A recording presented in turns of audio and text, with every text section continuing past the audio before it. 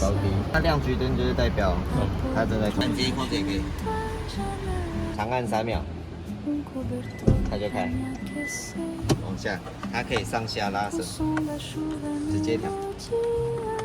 对。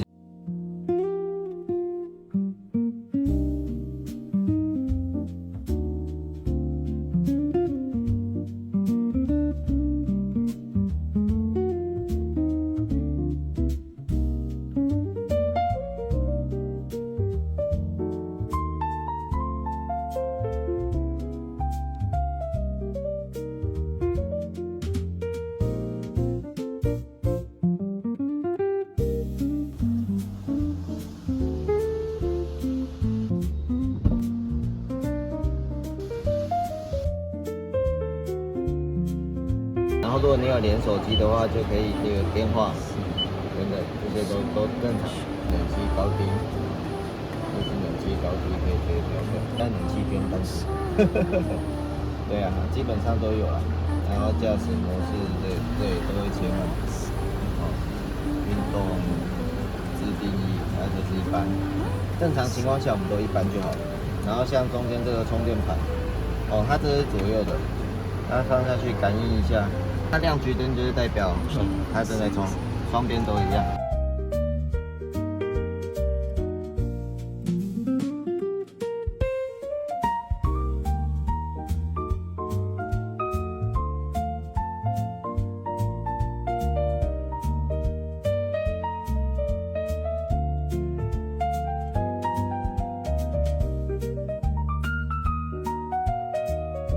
Ready， 只要这个 Ready 有出现，代表它是发动成功的。这样，这个我，这个你按接控制也可以。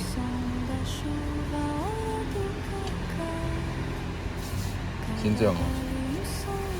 那你稍微回到刹车，感受一下那个感觉。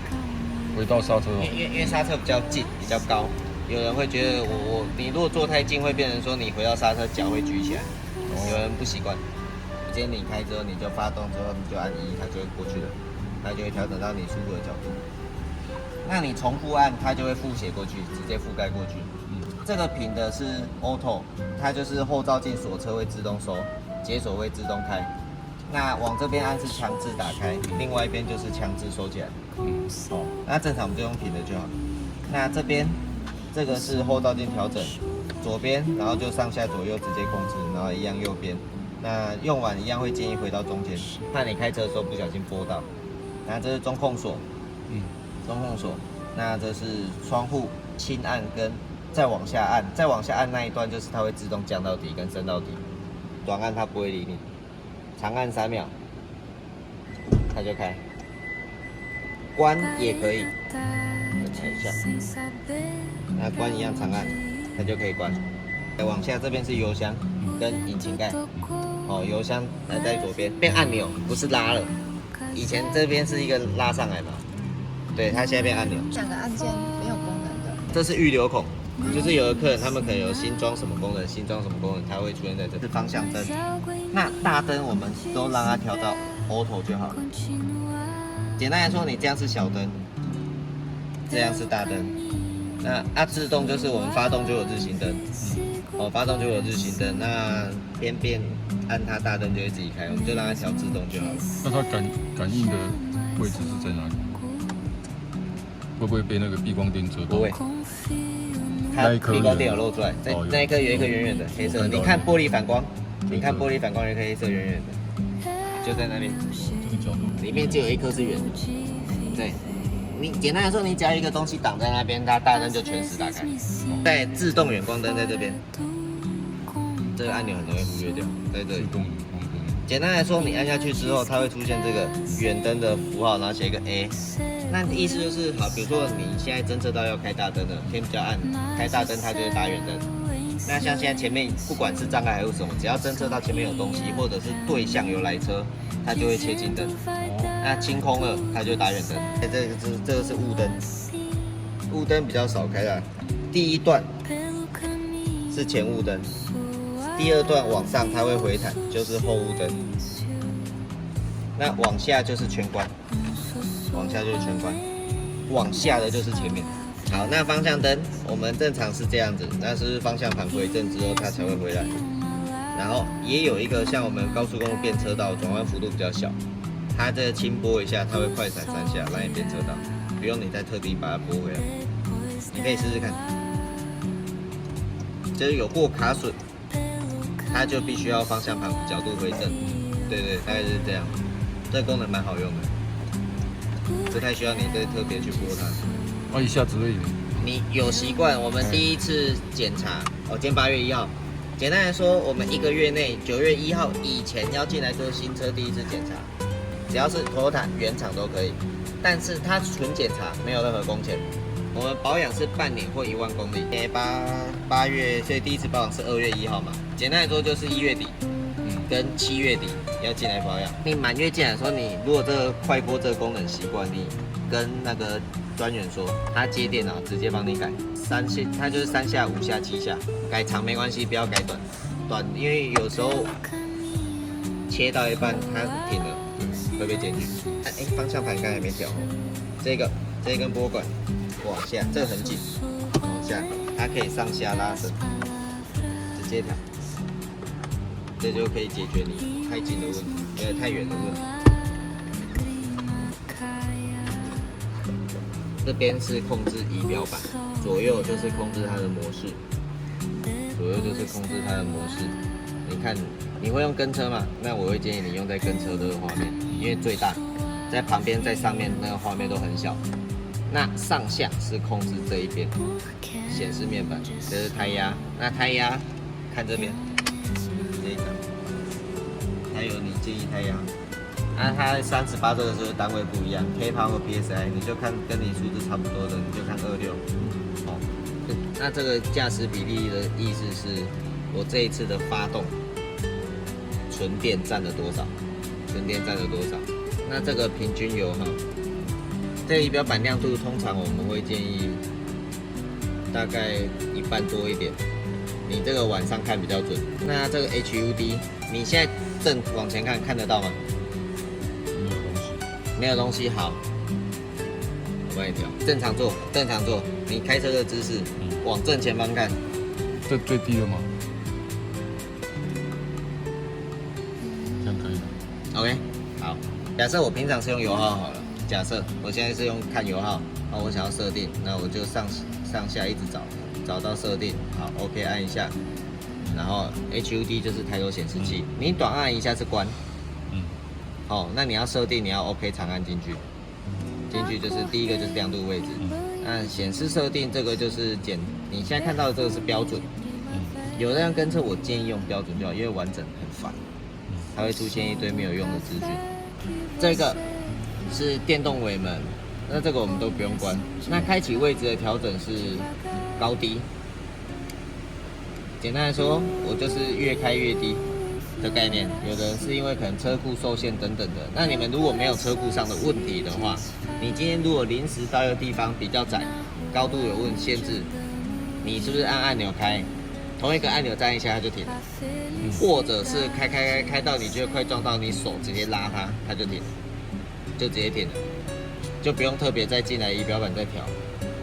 那仪表板的类型，它就是左右。你左右是不是有很多模式？然后包含导航啊、跟车啊什么，它就是在切换这些东西，所以你就自己左右看就好。你车子几乎都是发动没有开的状态下，所以油耗就会很差。然后你调到这边，你 OK 长按，它就会归零。你这是声控，你按下去，你可以跟他说，帮我导航到大乐，它就会跳出来，然后你就确定，它就上去了。或者是你如果有连手机，它相当于一个 Siri 的概念。简单来说，你可以跟他说，比如说你的通讯录假设有存我的电话，你可以直接按下去帮我打给帮你打，但是 Line 不行，Line 不行只一定要联络人才可以。跟车模式这个是一般跟节能，节能有什么差别？简单来说，你现在假设高速公路，你前面的车开80，假设你定120。你现在速度定120，你现在但是前面80，我们是不是80跟着它？那如果前面开走了，我们是不是80会拉到你要的120？节能就是拉的速度比较慢，大概就是差在这边。那这个是车距，你有用过跟车吗？有试驾的时候用过。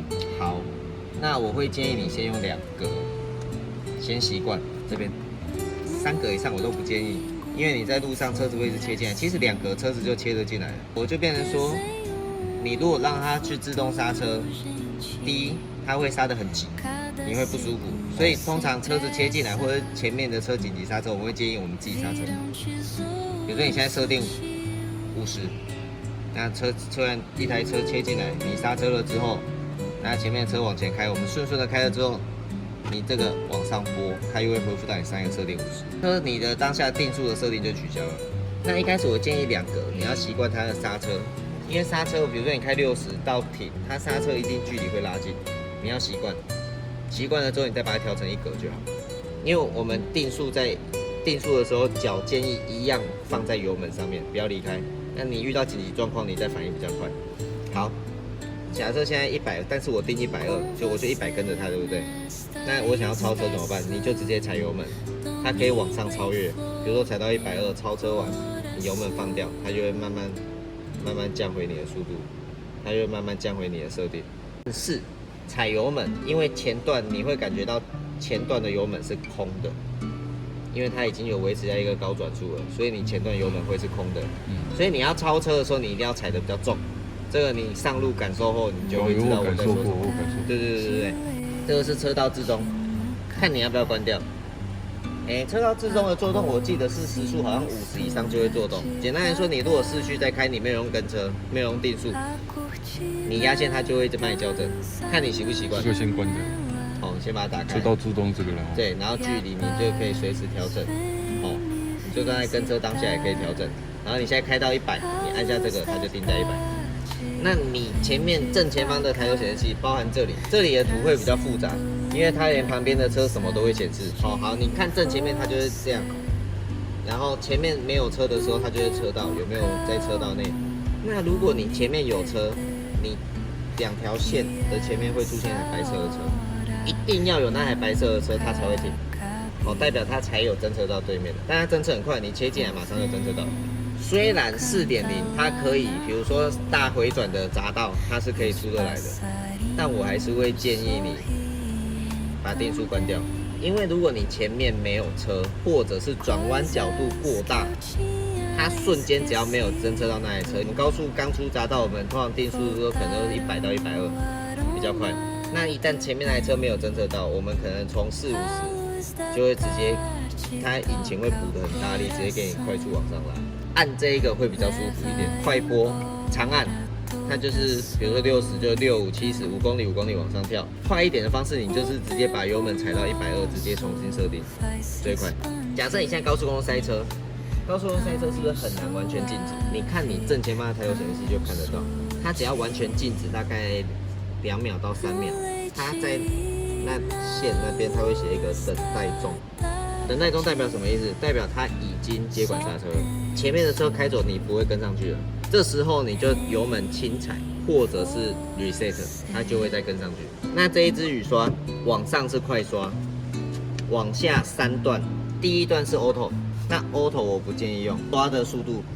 就是如果我调最高，我第一段刷可能就会偏快，这个通常都调到1或2就好了。那 auto 是什么意思？就是它雨滴自动感应，所以你的固定刷是第2段，第一段是自动，第2段是固定刷，然后第3段是最快。后面这一节，你看这个行车记录器，后面这一节是雨刷，右边这一支往自己顺手的拉，跟你的阿迪斯一样，前面喷水。那因为休旅车有后面喷水，所以就是外推。传统的远灯不一样，因为我们传统远灯推出去就固定了，对不对？它推出去是会回弹，那关就往回拉一下。好，如果你们出去，可能外面的停车场比较挤，有遇到这个状况，它没有办法推到底，它会一直介入刹车。这个停车辅助刹停棒。